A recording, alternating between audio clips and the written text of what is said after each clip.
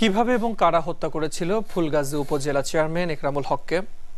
20 মের হত্যাকাণ্ডের সময় স্থানীয় এক ব্যক্তির মোবাইলে তোলা ভিডিও চিত্র এখন একুশের হাতে। ভিডিও ফুটেজে দেখা যায় 12-13 জন তরুণ নৃশংসে হত্যাকাণ্ড ঘটায়। এদিকে হত্যার প্রতিবাদে আজও বিক্ষোভে উত্তাল ফুলগাজী।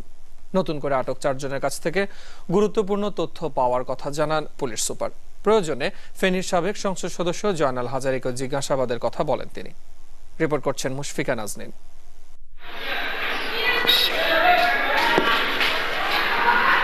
20 মে সকাল 11টা।